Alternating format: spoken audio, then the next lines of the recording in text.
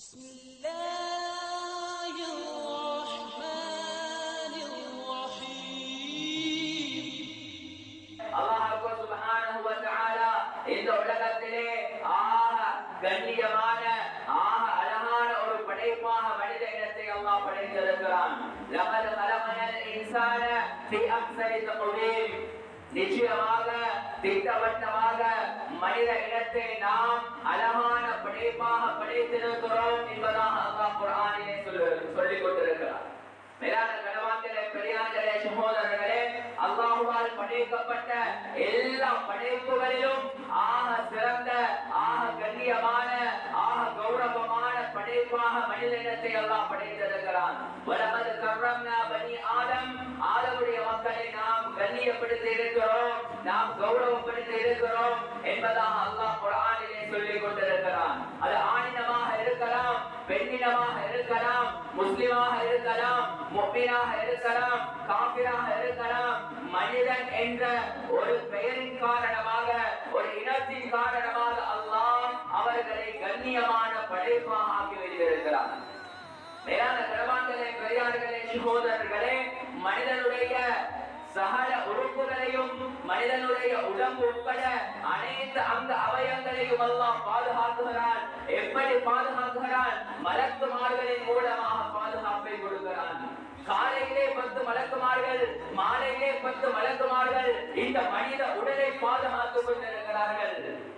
ஒளியினால் படைக்கப்பட்டவர்கள், அல்லாஹ்வுக்கு மாற்றம் செய்யாதவர்கள், லா யஅஸூன அல்லாஹ மா அமரஹும் வ யஃஅலூன மா யுமரூன், அனுப்பிரமாணமும் அல்லாஹ்வுக்கு மாற்றம் செய்யாத மலக்குமார்கள் மனித இனத்தை காலையிலும் மாலையிலும் பாதுகாத்துக் கொண்டிருக்கிறார்கள். மனிதர்களுடைய சொத்து செல்வங்களை பாதுகாப்பதற்காக வேண்டி அல்லாஹ் சில கட்டுக்கோப்புகளை கொடுத்திருக்கிறான். மனிதனே, நீ சதகா செய், பிற மக்களுடன் நல்ல முறையில் நடந்து கொள், பிற மக்களுக்கு நீ தாராளமாக செலவழி, நான் தந்ததிலிருந்து சகாத்தை சரியான முறையில் நீ நிறைவேற்றிவிடு, சதகாவை உரிய நேரத்தில் கொடுத்து விடு, நீ சூதாட்டத்தில் ஈடுபட்டு விடாதே, நீ பிற மக்களுக்கு அநியாயம் செய்யாதே, அட்டூழியம் புரியாதே, லஞ்சங்கள் வாங்கி விடாதே, வியாபாரத்திலே மோசடி செய்யாதே. இப்படியான பல கட்டுக்கோப்புகளை செய்யும் பொழுது அல்லாஹ் எமது சொத்து செல்வங்களையும் பாதுகாக்கிறார். மேலான கணவான்களே, பெரியார்களே, சகோதரர்களே, அல்லாஹ்வுக்கு நேர் மாற்றமாக நாம் நடக்கும் பொழுது, பாவ காரியங்களில் ஈடுபடும் பொழுது அல்லாஹ் எமது சொத்து செல்வங்களை போட்டோடு அழித்து விடுகிறான். மனித இனத்தினுடைய சொத்து செல்வங்கள் அது போன்றோடு அழிக்கப்பட்டு ஒவ்வொரு தனி மனிதனும் அவன் நடுப்பாதையின் பக்கம் வந்து பிச்சை எடுக்கக்கூடிய ஒரு நிலைமைக்கு தள்ளப்படக்கூடிய ஒரு பாவம் என்றால் அது வட்டி எடுக்கக்கூடியது. வட்டியுடன் தொடர்பாக இருப்பது, வட்டிக்கு சாட்சி சொல்வது, வட்டி எடுக்கக்கூடியவர்களுக்கு கணக்கு பார்ப்பது, இந்த பாவம் இருக்கிறது. ஒரு மனிதனுடைய சொத்து செல்வங்களை அழித்து அவனை நடுரோட்டிற்கு கொண்டு வந்து அவனை பிச்சைக்காரனாக மாற்றிவிடுகிறது. மேலான கணவான்களே, பெரியார்களே, சகோதரர்களே, குர்ஆனிலே அல்லாஹ் தெளிவாக சொல்கிறான், யா அய்யுஹல்லதீன ஆமனூ, ஈமான் கொண்ட விசுவாசிகளே, லா தக்குலு ரிபா அத்ஆஃபன் முதாஅஃபா, இரட்டிப்பாக காட்சியளிக்கக்கூடிய, கூடுதலாக காட்சியளிக்கக்கூடிய வட்டியை எடுத்து விடாதீர்கள், வட்டியை சாப்பிடாதீர்கள். நீங்கள் தக்வாவுடன் இருந்து கொள்ளுங்கள், இறைவனை பயந்து கொள்ளுங்கள், நீங்கள் ஈருலகிலும் வெற்றி பெற்றவர்களாக ஆகிவிடுவீர்கள் என்பதாக அல்லாஹ் குர்ஆனில் தெளிவாக சொல்லிக் கொண்டிருக்கிறார்.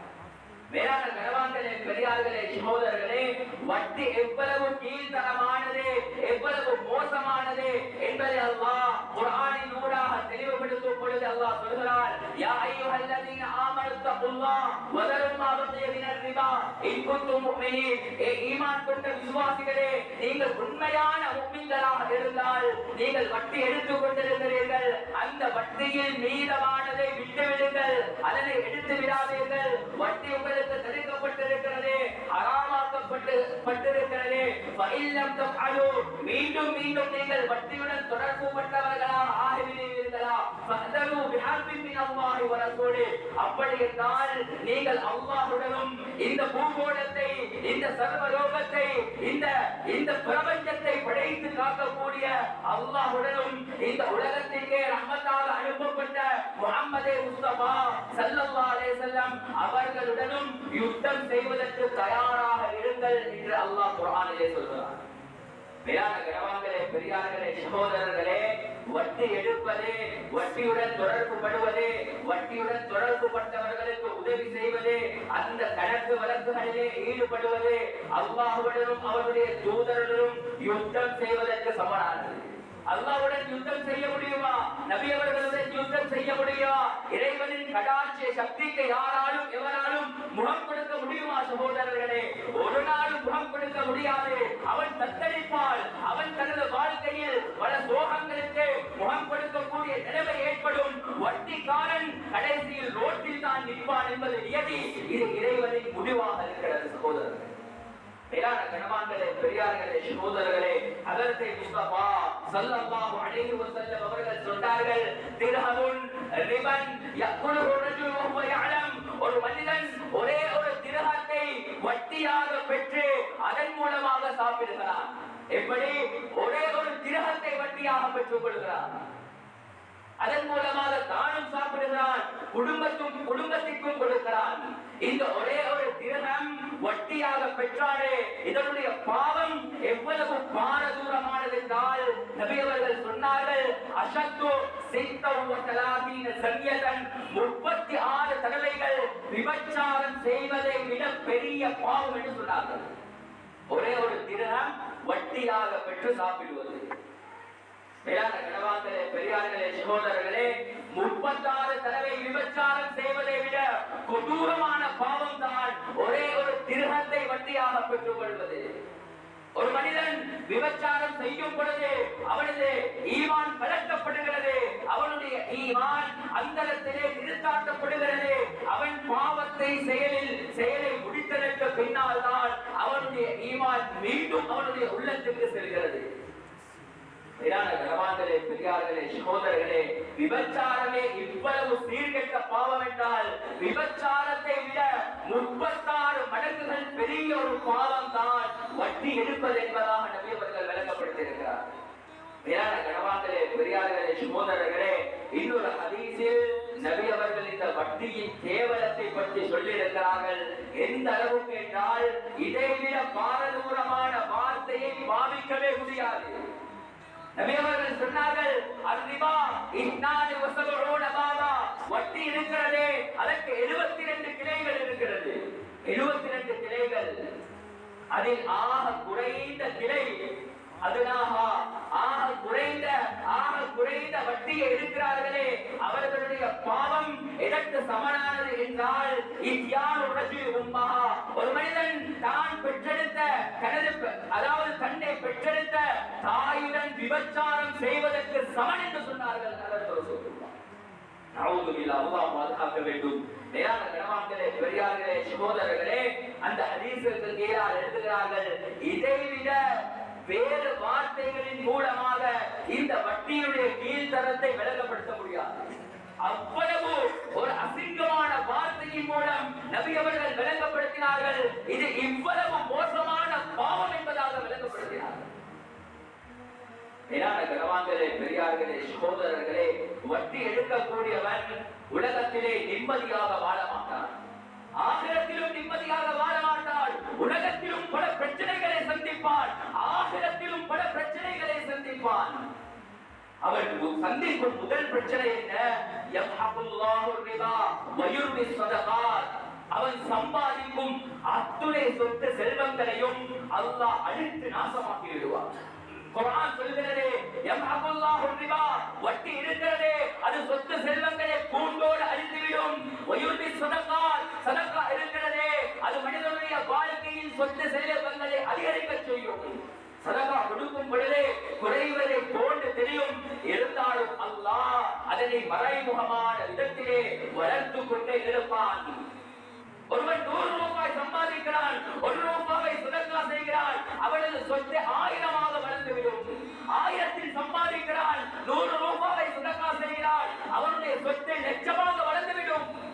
லட்சத்தை சம்பாதிக்கிறான், 1000 சதகா செய்கிறான், அவனுடைய லட்சங்கள் கோடியாக, மில்லியனாக, பில்லியனாக அல்லாஹ் வளர்த்தெடுப்பான். இதுதான் சதகாவின் ரகசியம்.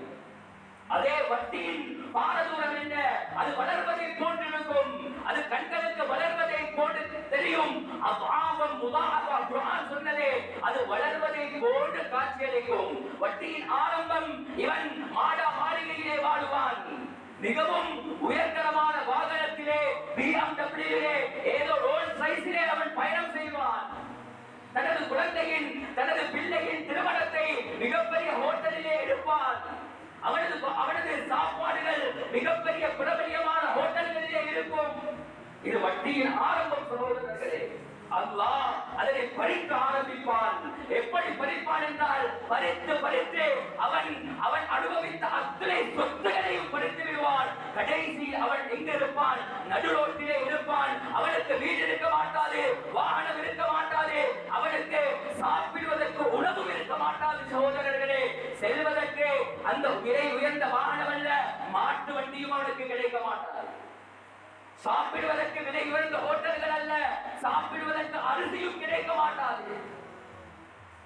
அன்பிற்கினிய கணவான்களே, பெரியார்களே, சகோதரர்களே, உங்களின் நண்பர்களில் யாராவது வட்டியுடன் தொடர்பு கொண்டவர்கள் இருக்கிறார்களா? அவர்களின் வாழ்க்கை சரித்திரத்தை கொஞ்சம் பிரட்டி படித்து பாருங்கள். எப்படி வாழ்கிறார்கள்? அவர்களின் ஆரம்பம் எப்படி இருந்தது? காலங்கள் செல்ல செல்ல அவர்களின் வாழ்க்கை எப்படி மாறி இருக்கிறது? சத்தியமாக சொல்லலாம், கண்களுக்கு முன்னால் கண்டு கொண்டிருக்கிறோம். வட்டியுடன் சம்பந்தப்பட்டவர்கள் இன்று நடுரோட்டிலே இருக்கிறார்கள். செய்வதறியாது திகைத்து நிற்கிறார்கள். சகோதரர்களே, மேலான கணவான்களே, பெரியார்களே, சகோதரர்களே, இது லேசிப்பட்ட பாவம் அல்ல. மனிதனை இல்லாமலாக்கக்கூடிய, மனிதனின் குடும்பத்தை சீரழிக்கக்கூடிய, நிம்மதியை இழக்க செய்யக்கூடிய ஒரு கொடூரமான பாவம் தான் இந்த வட்டி எடுப்பது, வட்டி கொடுப்பது, வட்டியுடன் சம்பந்தப்பட்டிருப்பது. அதற்கு ரசூலுல்லாஹ் ஸல்லல்லாஹு அலைஹி வஸல்லம் சொன்னார்கள், இறைவனின் அல்லாஹ்வின் பதுஆவை சம்பாதிப்பான். லஅனல்லாஹு ஆகிலர் ரிபா வமூகிலஹு வஷாஹிதஹு வகாதிபஹு. யார் வட்டியை சாப்பிடுகிறார்களோ, யார் வட்டி கொடுக்கிறார்களோ, யார் வட்டிக்கு சாட்சியாக இருக்கிறார்களோ, யார் வட்டியை எழுதுகிறார்களோ, வட்டிக்கு கணக்கு வழக்கு பார்க்கிறார்களோ, இவர்களுக்கு அல்லாஹ்வின் சாபம் இருக்கிறது என்று சொன்னார்கள். அல்லாஹ்வின் சாபத்தை சுமந்து ஒரு மனிதன் உலகத்தில் நிம்மதியாக வாழ முடியுமா? ஆகிரத்தில் நிம்மதியாக வாழ முடியுமா? நிம்மதியை சம்பாதிக்க முடியுமா? சகோதரர்களே, ஒரு நாளும் சம்பாதிக்க முடியாது. யார் அல்லாஹ்வின் கட்டளைகளை புறக்கணித்து வாழ்கிறார்களோ அவர்களுக்கு நெருக்கடியான வாழ்க்கை அல்லாஹ் கொடுப்பான். மனைவியிடத்தில் சந்தோஷத்தை எதிர்பார்ப்பார், சந்தோஷம் கிடைக்காது. பிள்ளையிடத்தில் கண்ணியத்தை, கௌரவத்தை எதிர்பார்ப்பார், கண்ணியமும் கிடைக்காது, கௌரவமும் கிடைக்காது.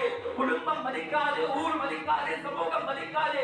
அவனை துரத்தி அடிக்கும். சகோதரர்களே, இது நெருக்கடியான வாழ்க்கை. இறைவனுக்கு மாற்றம் செய்து யாராலும் எவராலும் சந்தோஷத்தையும் நிம்மதியையும் இறைவனிடத்தில் எதிர்பார்க்க முடியுமா? அருளாது முடியாது. சகோதரர்களே, யார் என்னுடைய ஞாபகங்களை, என்னுடைய கட்டளைகளை புறக்கணித்து வாழ்கிறார்களோ அவர்களுக்கு நெருக்கடியான வாழ்க்கை காத்துக் கொண்டிருக்கிறது. அல்லாஹ் குர்ஆனில் தெளிவாக சொல்லியிருக்கிறார். மேலான கணவான்களே, பெரியார்களே, சகோதரர்களே, மறுமையிலும் அவன் கஷ்டப்படுத்தப்படுவான். மறுமையிலும் அவனது வாழ்க்கை எப்படி இருக்கும்? அவனை எதிர்பார்க்கப்படும் பொழுது அல்லாஹ் எப்படி எதிர்பார்ப்பான்? அல்லதீன யக்குலூன ரிபா லா யகூமூன் இல்லா கமா யகூமுல் லதீ யதகப்பதுஹு ஷைத்தானு மினல் மஸ். ஷைத்தான் பிடித்த பைத்தியக்காரனை போன்றுதான் அல்லாஹ் கியாமத்துடைய நாளையில் வட்டிக்காரனை எதிர்பார்ப்பான். ஷைத்தான் பிடித்த பைத்தியக்காரனை போன்று எதிர்பார்ப்பான் அல்லாஹ். அல்லாஹ் பாதுகாக்க வேண்டும். சகோதரர்களே, மேலான கணவான்களே, பெரியார்களே, சகோதரர்களே, அல்லாஹ்வின் சாபத்தை சுமந்தவனாக எதிர்பார்க்கப்படுவான். நிரந்தரமாக நரகம் முடிவு செய்யப்பட்ட நிலையில் அவன் எதிர்பார்க்கப்படுவான். ومن أعرض عن ذكري فإن له معيشة ضنكا ونحشره يوم القيامة أعمى. நாளை கியாமத்துடைய நாளையில் அவன் கண் குருடான நிலையில் எதிர்பார்க்கப்படுவான். எவ்வளவு பெரிய பாரதூரம் சகோதரர்களே. ஒரு மனிதன் வட்டியுடன் தொடர்பு கொண்டு விட்டாலே அவன் மிகப்பெரிய முசீபத்தை தலையில் சுமந்து கொண்டு விட்டார் என்ற அர்த்தம். இந்த உலகிலே இந்த வட்டி சர்வ சாதாரணமாக்கப்பட்டு விட்டது. எத்தனையோ பெயர்களிலே இந்த வட்டி அறிமுகப்படுத்தப்பட்டிருக்கிறது. யகூதிகள் எத்தனையோ பெயர்களில் இதனை அறிமுகப்படுத்துகிறார்கள். இஸ்லாமிய பெயர்களையும் வைத்து இந்த வட்டியை அறிமுகப்படுத்துகிறார்கள். எமது வீடு வரைக்கும் வட்டி வந்துவிட்டது, வளர்ந்து விட்டது. வங்கியுடன் தொடர்புபட்ட ஒவ்வொருவரும் பேருதலாக இருக்க வேண்டும். வங்கிக்காரர்கள் அவ்வளவு நல்லவர்கள் அல்ல. அவர்கள் இஸ்லாமியர்களை குறிவைக்கிறார்கள்.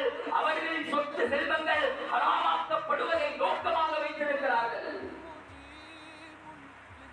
கனவான்களே, பெரியார்களே, சகோதரர்களே, லோன் என்று அறிமுகப்படுத்துகிறார்கள். ஹவுஸ் லோன் என்று சொல்கிறார்கள், பிசினஸ் லோன் என்று சொல்கிறார்கள், சுத்த ஹராம். இன்சூரன்ஸ் என்று சொல்கிறார்கள். அதில் எத்தனையோ விதிவிலக்கு சட்டங்கள் இருக்கிறது. சுத்த ஹராம். வட்டி கலப்படுகிறது. கனவான்களே, பெரியார்களே, சகோதரர்களே, இதனுடன் யாராவது சம்பந்தப்பட்டிருந்தால் கொஞ்சம் தனிமையில் யோசித்து பாருங்கள். இத்தனை மதுவாக்கள், இத்தனை பேரழிவுகள், இத்தனை மோசடிகளை சுமக்க வேண்டியிருக்கும் சகோதரர்களே. கனவான்களே, பெரியார்களே, சகோதரர்களே, எந்த அளவுக்கு வருகிறார்கள் என்றால் வீடு வரைக்கும் வட்டியை அறிமுகப்படுத்தி வந்துவிட்டார்கள். வீடு வரைக்கும் ஆண்களை விடுங்கள், பெண்கள் வரைக்கும் வட்டியை அறிமுகப்படுத்தி வங்கிக்காரர்கள் வீட்டுக்கு வருகிறார்கள். வீட்டு பெண்ணிடத்தில் தீன் இல்லை, வீட்டு பெண்ணிடத்தில் மார்க்கம் இல்லை, வீட்டு பெண்ணிடத்தில் சஹாபா பெண்மணிகளின் தன்மை இல்லை, அல்லாஹ்வின் பயம் இல்லை, நபியின் சுன்னா இல்லை. வட்டியை எடுக்க தயார், வீட்டுக்கு வரக்கூடிய தீனை எடுக்க தயார் இல்லை சகோதரர்களே. வட்டி ஊழியர்கள் வீட்டுக்கு வருகிறார்கள். சத்திலோன் என்று சொல்கிறார்கள். சத்திலோன் என்று இந்த அறிமுகப்படுத்தினார்களே, சுத்த ஹராம். வீடு வீடாக வருகிறார்கள். வங்கி ஊழியர்கள் வருகிறார்கள். அந்த ஊழியர்களை எமது இஸ்லாமிய பெண்மணிகள் அரவணைக்கிறார்கள், கண்ணியம் கொடுக்கிறார்கள். நரக குழியிலே, படுகொலியிலே தன்னை தானே விளைவித்துக் கொள்கிறார்கள். நரகத்தின் பாதையை அவர்கள் செம்மையாக்குகிறார்கள், அவர்களை கண்ணியப்படுத்துகிறார்கள். ஆனால் தொழுவுங்கள், இபாதத் செய்யுங்கள், வீட்டிலே தானே வாசியுங்கள், தௌவத்துடைய உழைப்பை செய்து வீட்டுக்கு வருபவர்களை கண்ணியப்படுத்துகிறார்களா? விரண்டோடுகிறார்கள் சகோதரர்களே. உம்மத்து நாசமாக வைத்துக் கொண்டிருக்கிறது சகோதரர்களே.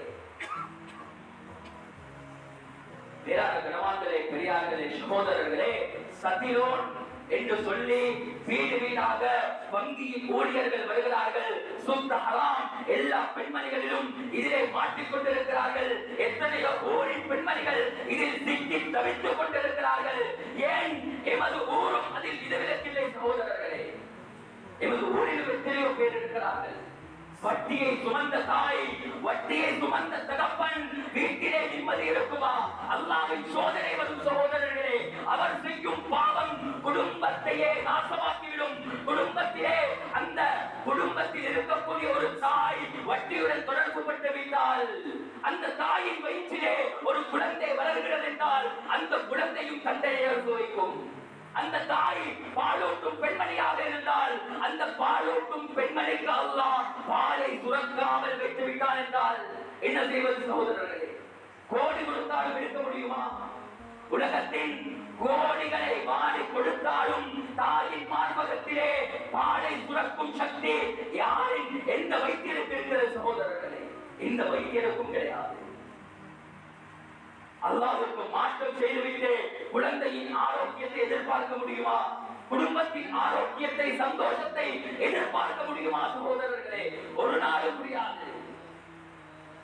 கனவான்களே, பெரியார்களே, சகோதரர்களே, வட்டி இவ்வளவு பாரதூரமானது என்று தெரிந்திருந்தும் எமது உம்மத்திலே சர்வ சாதாரணமாக இருக்கிறார்கள். நபியின் வாக்குறுதிகள் உண்மையாக்கப்பட்டுக் கொண்டிருக்கிறது. நபி அவர்கள் சொன்னார்களே, லயத்தியன்ன அலல் நாஸி ஸமானுன், எமது உம்மத்துக்கு ஒரு காலம் வரும், அந்த காலத்திலே லா யபகா அஹதுன் இல்லா ஆகில ரிபா, ஒருவரும் மீதமாக இருக்க மாட்டார்கள், அனைவரும் வட்டியுடன் தொடர்பாக இருப்பார்கள். ஒரு சிலர் அதனை விட்டும் தக்வாவின் காரணமாக தவிர்த்திருப்பார்கள்.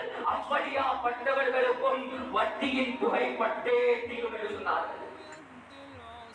இது அப்படியாப்பட்ட ஒரு காலத்தான் சகோதரர்களே. எமது நாடு எத்தனையோ நாட்டுக்கு, எத்தனையோ நாட்டிடத்திலே கடன் வாங்கி இருக்கிறது. எத்தனையோ நாட்டுக்கு எமது நாடு கடன் கட்டிக் கொண்டிருக்கிறது, வட்டி கட்டிக் கொண்டிருக்கிறது. இது அனைத்தும் யாருடைய பணத்தின் மூலமாக கட்டுகிறார்கள்? நாம் சம்பாதிக்கும் இந்த மக்களின் பணத்தின் மூலமாகத்தான் வட்டி கட்டிக் கொண்டிருக்கிறார்கள். நாங்கள் விரும்பியோ விரும்பாமலையோ ஏதோ ஒரு அடிப்படையில் நாம் சம்பாதிக்கும் எமது பணத்திலே அந்த அரசாங்கம் வட்டியை கட்டிக் கொண்டிருக்கிறார்கள். நபியின் வாக்கு உண்மையாக இருக்கிறது. பெரியார்களே, சகோதரர்களே, பணம் சம்பாதிக்க வேண்டும். அந்த பணத்தை ஹலாலது ஹலாலது ஹராமது என்பதை தெளிவாக படித்து சம்பாதிக்க வேண்டும் சகோதரர்களே. அதற்கு ரசூலுல்லாஹ் ஸல்லல்லாஹு அலைஹி வஸல்லம் சொன்னார்கள், லயத்தியன் அலன்னாசி ஸமானுன், இந்த உம்மத்துக்கு ஒரு காலம் வரும், அந்த காலத்திலே பணத்தை சம்பாதிப்பார்கள். எப்படி சம்பாதிப்பார்கள் என்றால், அம்மினல் ஹராம் அம்மினல் ஹலால், இது ஹலாலா ஹராமா என்று தேடி பார்க்காமலேயே பணத்தை சம்பாதித்துக் கொண்டே இருப்பார்கள். மேலான கணவான்களே, பெரியார்களே, சகோதரர்களே, இது அந்த காலமாக இருக்கிறது சகோதரர். எத்தனையோ வியாபாரங்களை செய்கிறோம். அந்த வியாபாரத்தில் ஹலால் இருக்கிறதா, ஹராம் கலப்பட்டிருக்கிறதா என்று எத்தனை பேர் ஆராய்ச்சி செய்திருக்கிறோம். அதற்கான மசாலாக்களை தேடி இருக்கிறோமா, படித்திருக்கிறோமா? ஒரு வியாபாரம் செய்வதற்கு முன்னால் அதற்கான சட்டத்திட்டங்களை படிப்பது ஷரியத்துடைய கடமை. அதை செய்திருக்கிறோமா? இணையதளத்தின் மூலமாக, ஒன்லைனின் மூலமாக எத்தனையோ பிசினஸ்கள் அறிமுகப்படுத்தப்பட்டது. அதிலே சல்லிகளை போட வேண்டும், சல்லிகளை இன்வெஸ்ட் பண்ண வேண்டும். ஆனால் அதனுடைய ப்ராஃபிட்கள், அதனுடைய லாபங்கள் எமக்கு தரப்படும் பொழுது அது எப்படி தரப்படுகிறது என்று எமக்கு தெரியாது. அதில் முகம் இருந்தால், அறிமுகம் இல்லாத வியாபாரத்தின் மூலமாக கிடைக்கக்கூடிய பணமாக இருந்தால் அதுவும் ஹராம் என்று ஷரியத் சொல்கிறது. கணவான்களே, பெரியார்களே, சகோதரர்களே, இலங்கை அரசாங்கம் தடை செய்யப்பட்ட எந்த ஒரு இணையதள வியாபாரத்திலும் ஈடுபட முடியாது. அதுவும் ஹராம் தான். அரசாங்கத்துக்கு கட்டுப்படுவதும் ஷரியத்து தான். அரசாங்கத்துக்கு மாறு செய்தால் இவர் பாவியாக மாறுவார். சமீபத்திலே கிட்டத்தட்ட 5 அல்லது 6 மாதங்களுக்கு முன்னாலே இந்த இணையத்திலே ஒரு வியாபாரத்தை அறிமுகப்படுத்தினார்கள். எமது இஸ்லாமிய சகோதரர்கள் ஆயிரக்கணக்கான பேர் அதில் முதலீடு செய்தார்கள். கேட்டதற்கு என்ன சொன்னார்கள்? மலேசியாவில் இருக்கக்கூடிய ஜம்இயா ஃபத்வா கொடுத்திருக்கிறது. அது மலேசியாவில் உள்ள வங்கிக்கு கொடுக்கப்பட்ட ஃபத்வா, இலங்கை வங்கிக்கு அல்ல. அனைத்து மக்களும் அதிலே முதலீடு செய்தார்கள். அல்லது 2 மாதங்களுக்கு முன்னால் அந்த இணையதளம் அப்படியே அரசாங்கத்தின் மூலமாக முடக்கப்பட்டது. கோடிக்கணக்கான பணங்கள் அந்த மக்களுக்கு நஷ்டமாக மாறிவிட்டது. மேலான கணவான்களே, பெரியார்களே, சகோதரர்களே, ஹராத்துடன் சம்பந்தப்படும் பொழுது அந்த ஹராத்தில் அல்லாஹ் ஒருபோதும் பரக்கத்தை வைக்க மாட்டான், நிம்மதியை வைக்க மாட்டான். ஹராத்தில் சம்பாதிக்கப்பட்டது அது ஹராத்துடனே தான் கலந்து விடுவே ஒழிய அதன் மூலமாக எனக்கு நன்மை கிடைக்க மாட்டாது, பலன்கள் கிடைக்க மாட்டாது, சந்தோஷம் கிடைக்க மாட்டாது, நிம்மதி கிடைக்க மாட்டாது, எமது குடும்பத்தில் நிம்மதியும் இருக்க மாட்டாது. பெரியார்களே, சகோதரர்களே, அன்பு நபி ஸல்லல்லாஹு அலைஹி வஸல்லம் எவ்வளவு அழகான வழிமுறையை காட்டி தந்திருக்கிறார்கள்.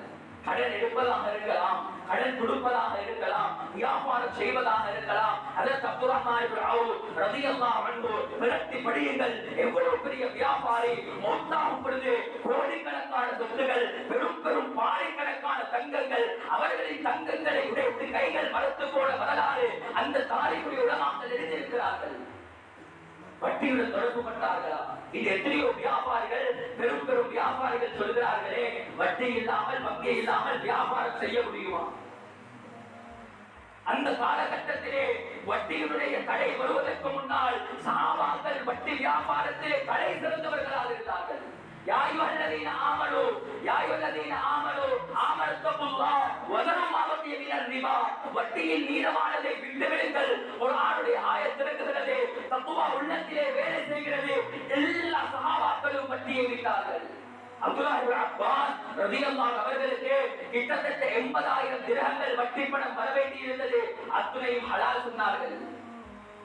ஒரே நிமிடத்தில் யாருக்கு அந்த அளவுக்கு தக்வா இருக்கிறது சகோதரர்களே? யாருக்கு அந்த அளவுக்கு ஈமான் இருக்கிறது? தடை என்றால் உடனே நிப்பாட்ட வேண்டும், கூடாது என்றால் உடனே நிப்பாட்ட வேண்டும். இதுதான் ஷரியத், இதுதான் ஈமான், இதுதான் தக்வா.